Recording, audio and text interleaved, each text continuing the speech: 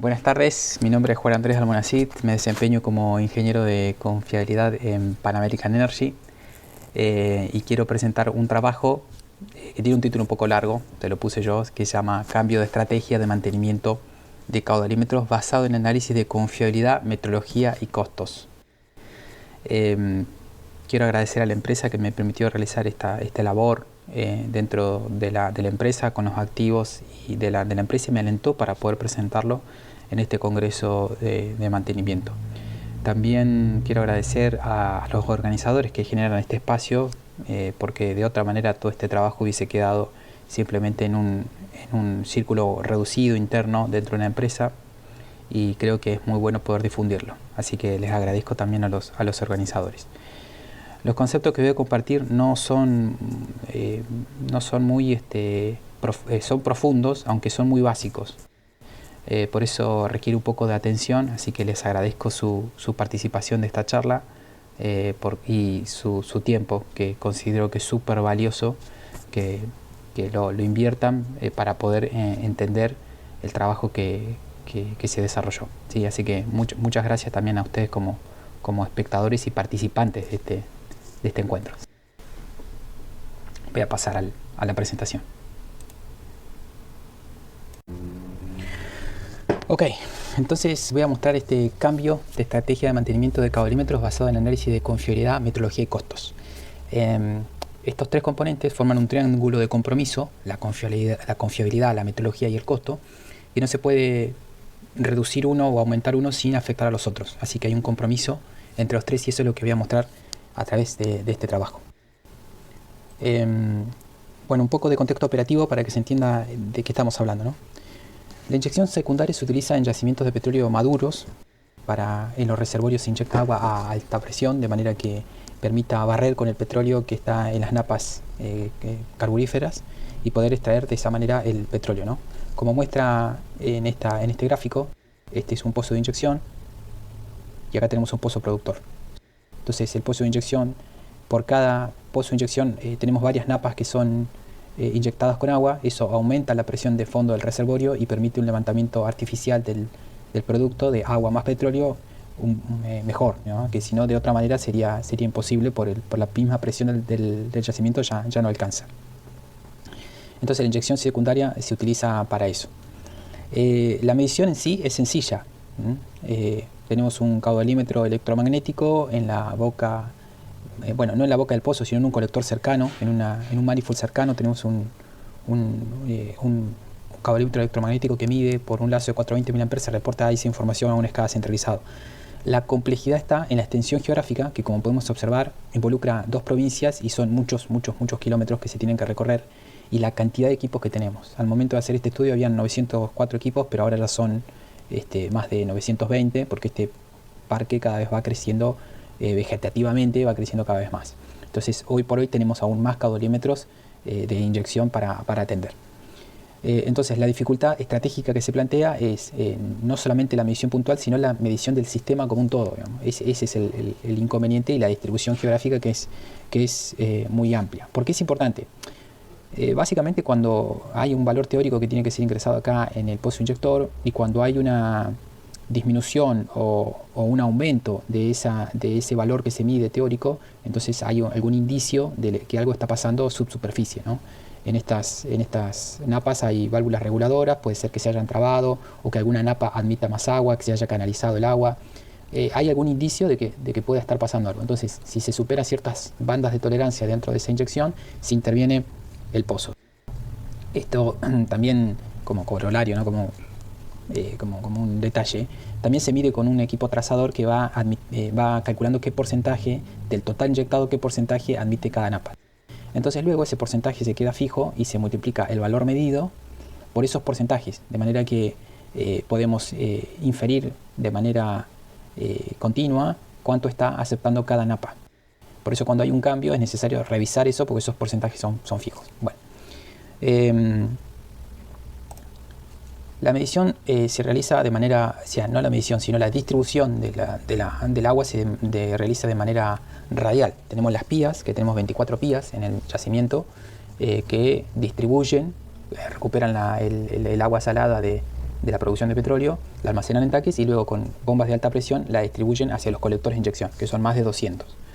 Cada manifold de inyección, a su vez, tiene estos medidores de caudalímetros electromagnéticos que se encuentran acá, que inyectan en cada uno de los pozos y llega hasta la boca del pozo con esa inyección. La medición se realiza en el manifold de inyección y, como les conté antes, cada pozo inyector tiene varias napas a las cuales inyecta. Tapones, napas, etcétera, que va haciendo de que esto sea una distribución radial del agua que se va inyectando. Nosotros contamos con una base de datos de 3 años de caurímetro ultrasónico, ¿sí? Este caurímetro que se coloca en serie al caurímetro electromagnético de manera de poder medir, comparar lo que están viendo el caurímetro electromagnético con el ultrasónico, y tenemos una base de datos de 3 años justamente de esas comparaciones. Ya se hizo varias vueltas en el yacimiento, ¿sí? Esa medición se realiza cada un año según un plan de mantenimiento preventivo que sale por sistema, así que tenemos una base de datos bastante completa. Anteriormente, o sea, esto se empezó a hacer justamente porque el mantenimiento anterior se realizaba cada 3 años y lo que se hacía era retirar el equipo, limpiarlo y volverlo a instalar, pero se detectó que la confiabilidad del equipo, el equipo fallaba mucho antes de poder reemplazarlo. Por eso se cambió de estrategia hace unos años y se empezó a hacer un contraste para detectar si el equipo se había desviado o no de su medición, ¿sí? Por eso ahora contamos con esa base de datos de contraste, ¿sí? Bien. Como tenemos el ultrasónico que nosotros utilizamos tiene un error relativo del 3% y según el fabricante el electromagnético tiene un error relativo de 0,5%, se empezó a utilizar esta fórmula, ¿sí? Para calcular el error relativo, y estas funciones, si el error relativo era menor al 5% se aceptaba la medición, si era entre 5 y 10 se hacía un 0 porque el error era menor, y si era mayor al 10 directamente se iba al reemplazo del equipo.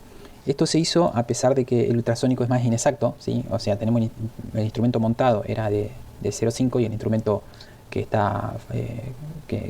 hacíamos de maestro, ¿sí? De patrón, era más inexacto, entonces había cierto prurito en realizar esto con ese equipo. Pero bueno, se tomó este 5% como una combinación entre este 0,5 más el 3% del ultrasónico más un factor de cobertura, ¿sí? De esa manera se empezó a chequear cada uno de los electromagnéticos y a reemplazar o a hacer cero, a intervenir de alguna manera cuando había un desvío. Pero bien, ¿qué se pudo? O sea, esto lo podemos reinterpretar de la siguiente manera. Podemos reinterpretarlo como una falla funcional cuando el error relativo es mayor al 5%. ¿Esto por qué? Según RSM2, ¿no? La falla funcional es el término de la habilidad de un activo físico para desempeñar una función requerida. Es cuando ya no puede cumplir la función requerida, ¿no? Esa es una falla funcional. En este caso, ¿cómo está definida la función entonces, ¿no? La función está definida que el equipo mida fuera de cierto porcentaje. Esa es la definición que nosotros tenemos, interpretando esta ecuación que tenemos acá. No es que el equipo no mida. La falla funcional es que el equipo mida fuera de cierta tolerancia. Por eso podemos interpretar esto como una función que me va a permitir ajustar la confiabilidad de mi medición, ¿sí? Y ahí entra justamente la combinación entre metrología y confiabilidad. Confiabilidad, entonces ese es el punto de enlace que tenemos, ¿no? Definir esta función metrológica con una función de confiabilidad. Bueno, y aparecen, cuando nosotros tenemos entre 5 y 10, tenemos un error menor, ¿sí? Y mayor al 10, un error mayor. Entonces, eso podemos interpretarlo como un modo de falla. Cuando es mayor al 5%, siempre vamos a tener que tener algún tipo de intervención, ya sea cero o tendríamos que tener un reemplazo del equipo. Bien, así que con esta definición, y tenemos la base de datos de 3 años, así que vamos al software correspondiente y podemos hacer un ajuste de confiabilidad de la medición, ¿sí? Lo que obtenemos acá que la confiabilidad al año es de 0,6181, o sea 61,8% es lo que decae la confiabilidad con el tiempo. Esto es una confiabilidad bastante baja, eso quiere decir que hay muchos equipos, un poco más de la mitad de los equipos que van a tener que ser intervenidos, ya sea por un ajuste de cero o por un reemplazo del equipo antes del año, ¿no? Y eso implica que vamos a tener que intervenir muchísimo los equipos. De hecho, eso es lo que pasaba, se intervenía muchísimo los equipos, por eso se realizó este estudio. El ajuste log normal que se obtiene puede ser bastante instructivo porque la log normal puede ser considerada como un producto multiplicativo de muchos pequeños factores independientes. Entonces, si uno quiere analizar un poco más profundo qué es lo que está pasando con esta función de falla, o con esta función de confiabilidad en realidad, qué es lo que hace que el equipo se esté desviando, uno podría directamente, la función que se ajustó es muy instructiva acerca de lo que podría estar pasando con el equipo. Bueno, el tiempo medio de la falla es de 4.974 días. Tengan este dato en mente, que después lo voy a traer de vuelta a colación. Bien, 346 equipos caudalímetros serán intervenidos por algún modo de falla al término de un año. Eso es una gran cantidad de equipos, y ahí están los costos de mantenimiento. Todo eso lo está absorbiendo mantenimiento a través de cuadrillas que van al campo a hacer algún servicio. Vayamos entonces ahora al análisis meteorológico. Esta es la de los 900 pozos de inyectores que tenemos. Esta es la distribución, un histograma de distribución de los caudales que tenemos en pozo. Como vemos, hay cierto valor central que está dentro de los 13 metros cúbicos hora, donde se inyecta la mayoría o mucho de la inyección, ¿sí? De los caudales de inyección están por ahí alrededor de 3, entre 7 y 22 metros cúbicos tenemos la mayoría de los caudales de inyección en los pozos. ¿Qué es lo que pasa? Yo en el gráfico X lo que hice fue graficar el rango del equipo, que son 54 metros cúbicos hora, es lo que está rankeado el equipo de medición, ¿sí? El caudalímetro electromagnético en este caso. ¿Qué es lo que nos está mostrando esto? Es que casi el 90%, ¿sí? Acá, el 90% de los equipos están midiendo por debajo del 50% del rango de medición. Eso quiere decir que acá estamos midiendo muy por debajo del rango de medición, y eso no es bueno. Digamos, a nivel meteorológico siempre tendremos que tener esta curva un poco más a la derecha, de manera que nuestro rango de medición, ¿sí? El equipo tendría que tener un rango que esté dentro más o menos de los márgenes en las que se mueve la medida. ¿Por qué se realiza esto? Bueno, el tema es de que no hay solamente una consideración meteorológica para decidir este caudalímetro. Lo que está pasando es que estos caudalímetros se realizan con muchísima presión de inyección. Son 2000 psi básicamente, que es muchísima presión. Entonces, cuando nosotros ponemos un instrumento más restringido, genera una caída de presión mayor y entonces una pérdida energética mayor también en ese caudalímetro. Entonces, si bien podría parecer en primera instancia que no estaría bien elegido, digamos, por decirlo de alguna manera, el equipo, en realidad hay otras consideraciones que también se están analizando, pero hay otras consideraciones que no escapan de lo meteorológico para elegir un equipo de esta característica. Pero tengamos en mente esto, ¿no? El histograma, cómo se distribuye, porque ahora lo que voy a mostrar es cómo los criterios de aceptación y el rechazo que veíamos antes del 5 y del 10%, ¿sí? Del 5% para intervención y del 10% para reemplazo, se ven graficados como es un porcentaje, como es algo porcentual, ¿sí? al caudal. Estas líneas, la azul y la amarilla, nos están mostrando cómo cambia el criterio a medida que yo estoy midiendo en distintos rangos. El rango del eje X también va de 0 a 54 metros cúbicos, es lo mismo que antes, lo mismo que el histograma. Nada más que acá lo que hago es mostrar en el eje Y el error que yo tengo que tener para poder decidir si intervengo o no el equipo. ¿Y qué es lo que me está mostrando esto? Me está mostrando que yo, a medida que me voy restringiendo en caudal, cada vez soy más restrictivo en cuanto a el error que acepto para intervenir el equipo, ¿sí? A medida que yo voy bajando de caudal, mi restricción es cada vez mayor. Y esta es la combinación de la tormenta perfecta, porque tenemos un histograma que está midiendo en esta zona y además estoy teniendo un criterio que está restringiendo mucho a caudales muy bajos. ¿Y cuál es el problema de eso? Acá tenemos OK, acá tenemos que hacer un 0 y acá hacemos un reemplazo. ¿Cuál es el problema de eso? Es la precisión que nosotros tenemos con el caudalímetro que estamos utilizando como patrón, en este caso el ultrasónico. Es una precisión que no es muy buena comparado con el caudalímetro que está instalado. Y con este criterio lo que me está pasando es que si yo tengo una precisión del 3% anda en este rango que está en la línea horizontal, lo que me está pasando es de que hay ciertos caudales por abajo de 32 y por abajo de 12 metros cúbicos hora, en la que yo voy a empezar a confundir si mi desvío es por un tema operativo, ¿sí? O sea, por un desvío real, o en realidad es un desvío porque la precisión de mi instrumento no es suficiente para detectar ese desvío. Dicho de manera coloquial y a veces un poco jocosa, yo digo, es como intentar medir al milímetro con una cinta métrica. Algún valor te va a dar, pero no podés pretender que sea muy preciso ese valor. Entonces, el histograma que mostré al principio, sumado a el error, el criterio de aceptación o rechazo de la medición que tenemos, y sumado a la precisión del equipo, hace de que haya algo que revisar acá. Haya algo que revisar, porque no está del todo claro si estamos pensando integralmente esta función, ¿sí? Entonces acá entra el concepto de incertidumbre. Cada tecnología que nosotros estamos utilizando, electromagnético, trazador, tiene una incertidumbre. Lo que se hizo fue evaluar la incertidumbre de cada tipo de medidor. En el caso del electromagnético es 0,292 para todo el rango, porque esto podía ser estratificado por caudales, pero se decidió, siendo un tanto conservador, que este 0,292 era suficiente como para este equipo, para estar seguro de que este equipo estaba midiendo correctamente. El ultrasónico del 3%, bueno, 1,62, y el ultrasónico de 1%, 0,54 metros cúbicos. Bien, ¿qué es entonces la incertidumbre? Bueno, la incertidumbre es un grado de credibilidad que yo tengo a la medición. Si yo estoy midiendo un valor, no puedo medir de manera puntual. O sea, no estoy midiendo de manera puntual, sino que yo tengo cierto intervalo de confianza en la cual yo estoy seguro, o puedo tener cierta certidumbre de que mi medición está dentro de ese rango. Entonces, hay varias definiciones muy teóricas acerca de lo que es la incertidumbre, pero es una propiedad de la medición, es una propiedad. Como les dije, es el grado de confianza que nosotros podemos tener de que nuestra medida está dentro de ese intervalo con el equipo que estamos utilizando o con el sistema que estamos utilizando.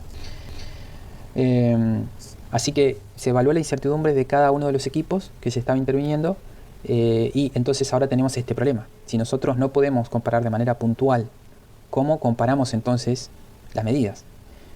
Tenemos que comparar bandas, ese es el tema, ¿no? Tenemos que comparar bandas. Una banda puede ser muy angosta, la otra banda puede ser un poco más ancha, y tenemos que lograr comparar esas bandas para decidir si intervenimos o no en nuestro equipo por algún desvío.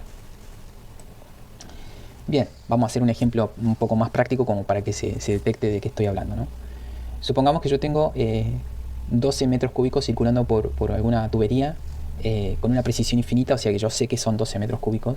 Cuando yo comparo mido con distintas tecnologías, por ejemplo, electromagnético, que es el azul, o ultrasónico el 3%, o ultrasónico el 1%, y también puse el trazador, tenemos bandas, ¿sí? Tenemos bandas como les decía recién, ¿no? Entonces, sin duda, este equipo, el electromagnético, como tiene una incertidumbre X, ¿sí? Que es del 0,5%, su precisión, nosotros podemos saber de que va a estar midiendo bien esos 12 metros cúbicos si está midiendo dentro de 11,7 metros cúbicos hora o 12,292 metros cúbicos hora. Si está midiendo dentro de ese rango, que está dentro de la incertidumbre del equipo, entonces estaría bien. Con el ultrasónico del 3%, esa banda es un poco más amplia, porque justamente el instrumento es menos preciso, tiene una incertidumbre mayor, entonces la banda es un poco más amplia, va desde el 10,38 al 13,62, ¿sí? 10,38 acá, 13,62 acá. Entonces, ¿qué criterio adopto entonces para determinar cuándo hay un desvío? ¿Sí? Si yo estoy midiendo en el ultrasónico, estoy midiendo 11, ¿sí? Que está dentro de la banda, estoy midiendo 11, y en el electromagnético estoy midiendo 12, ¿Cómo puedo yo saber si realmente hay una separación suficiente entre las medidas, teniendo en cuenta la incertidumbre de cada medida, para saber si tengo que intervenir el equipo? Bueno, eso se logra, o por lo menos uno de los criterios, ¿sí? Acá tenemos, es justamente maximizar la separación entre las bandas. Si yo sé de que esta medida me está dando por encima de 1,91 metros cúbicos hora con respecto al caudalímetro ultrasónico del 3%, entonces sé de que esta medición está teniendo un problema que no es por el proceso mismo de medición, sino que hay un tema en la medición del equipo que hace que alguno de los dos, ya sea el ultrasónico o el electromagnético, está desviado, entonces hay que intervenir de alguna manera. De la misma manera, lo podemos hacer con el ultrasónico del 1%, pero ahí el rango se achica porque la precisión del instrumento es mejor, es de 0,83 metros cúbicos hora. Esto es importante porque después se va a decidir al respecto algo. Entonces, ¿cuál es el criterio que adoptamos para saber si intervenir o no en un equipo cuando comparamos dos mediciones, cuando ya tenemos una incertidumbre asociada a cada medición? Es maximizar la separación entre las bandas. Entonces, cuando nosotros maximizamos esa separación entre las bandas, lo que tenemos es una incertidumbre combinada. Ya no tenemos la incertidumbre solamente del electromagnético o la incertidumbre del ultrasónico. lo que tenemos que hacer es una combinación. Como están en serie, sumamos la incertidumbre del electromagnético más la incertidumbre asociado al ultrasónico, cualquiera fuese, el 1 o el 3%, y entonces obtenemos una incertidumbre combinada, que es lo que tenemos acá. La curva de gris corresponde a la combinación entre el electromagnético y ultrasónico el 1%, y la curva naranja corresponde a la del electromagnético con la del 3%. Entonces, ¿qué pasa acá? Acá es importante. Si nosotros lo comparamos con el criterio anterior, lo que vemos es de que justamente para los caudales que estamos por abajo, que estamos midiendo, va a haber como una relajación. Si nosotros aceptamos alguno de estos dos criterios que estamos ahora analizando con incertidumbre, va a haber como una relajación en cuanto al criterio de aceptación o rechazo, ¿sí?, del equipo. Voy a subir muchísimo la vara si elijo la de arriba y no tanto si elijo la de abajo, pero lo que estoy seguro que si estos valores son superados, yo voy a estar cambiando el instrumento cuando realmente esté desviado. Entonces nosotros fuimos con este análisis a la gente de operaciones, se lo contamos, le propusimos aceptar la primera banda por nuestro ultrasónico del 3%, pero esto fue rechazado porque ellos necesitaban una mayor precisión en la medición. No se conformaban con estos 2 metros cúbicos prácticamente de incertidumbre que teníamos. Se propusieron varias propuestas, se hicieron varias propuestas. Una era esta, otra hacer de escalonado, superado cierto valor, utilizar otro criterio, pero finalmente se decantó y se acordó utilizar este criterio gris, que es la del electromagnético con el ultrasónico el 1%, porque era mucho más fácil de implementar, mucho más fácil de recordar a nivel operativo, y no generaba grandes modificaciones. Así que el ultrasónico del 3% tuvo que darse de baja y poder utilizar el criterio con del 1%. Entonces, ahora ya tenemos un cambio, ¿sí? La función de aceptación-rechazo que habíamos visto anteriormente. Me tomo un poquito. La función de aceptación-rechazo que habíamos visto anteriormente ya no es una función lineal. O sea, es una función lineal, pero ya no es una curva ascendente o descendente, una curva horizontal, y simplemente lo que dice es que si estamos por arriba de 0,83 metros cúbicos hay que hacer algún tipo de intervención, y si estamos por abajo estaríamos bien. Así que se simplifica. El criterio actual de aceptación y rechazo se simplifica. Simplemente podemos toda la función de confiabilidad, de aceptación o rechazo de la medición se decanta en esta ecuación, que es muy sencilla, ¿no? Y como tenemos una gran base de datos, nosotros lo que podemos hacer es volver a aplicar este criterio con la base de datos que tenemos, volver a aplicarlo y ver qué resultado nos da de confiabilidad. Y lo que obtenemos es lo siguiente, ¿sí? En el criterio actual de confiabilidad, obviamente, como relajamos, por decirlo de alguna manera, el criterio, lo que obtenemos es una confiabilidad mayor.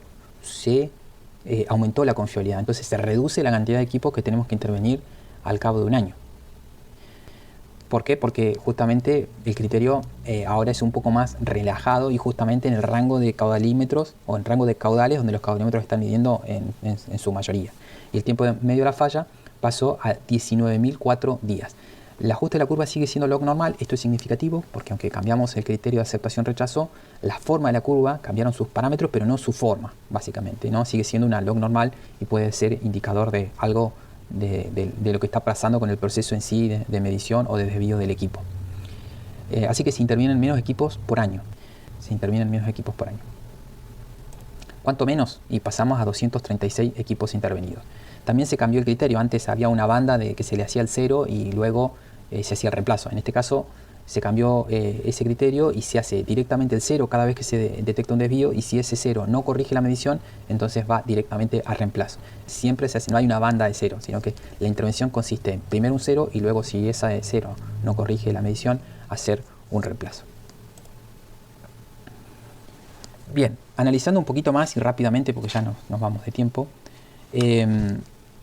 ¿Qué pasa con los errores de decisión de aceptación-rechazo en el cambio del ultrasónico del 1 al 3%? ¿Por qué rechazamos el del 3%?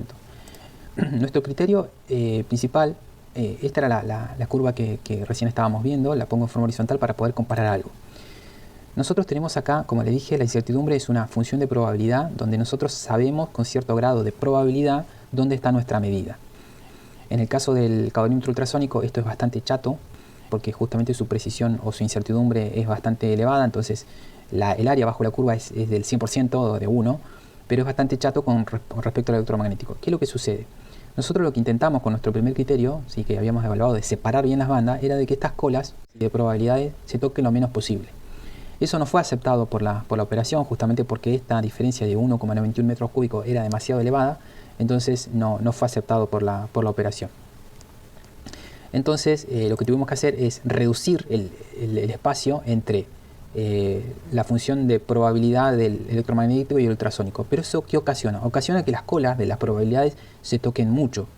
Entonces podamos tener un error que esté basado en error tipo 1, ¿sí? Que es nosotros reemplazamos un equipo, el error verde, ¿sí? Que está acá, que es cuando este está pintado acá de verde con esta colita, que se traslapa con esta.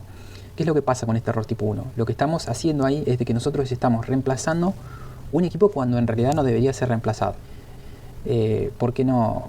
Porque en realidad hubo, como son funciones de probabilidad y las colitas estas se tocan, ¿sí? Lo que está sucediendo es que estamos teniendo un error en la decisión del reemplazo, ¿sí? Es el error tipo 1 que le interesa mucho al mantenimiento porque básicamente estamos reemplazando un equipo que no debería ser reemplazado y eso impacta directamente en los costos. El error tipo 2 es el más perjudicial es el que más preocupa operaciones porque implica el error se llama error de contraste, es el error de dejar un equipo que debería ser reemplazado, dejarlo como bueno. Y este error sí es muy grande. Como vemos la cola amarilla acá es muy amplia. Este error es muy grande, de manera que no puede ser aceptado. ¿Qué pasa cuando nosotros tenemos un ultrasónico de un 1%? Lo que pasa en este caso, esto se ve reducido, la campana se ve un poco más aguda, entonces las colas no se tocan tanto. Manteniendo el mismo criterio, las colas no se tocan tanto.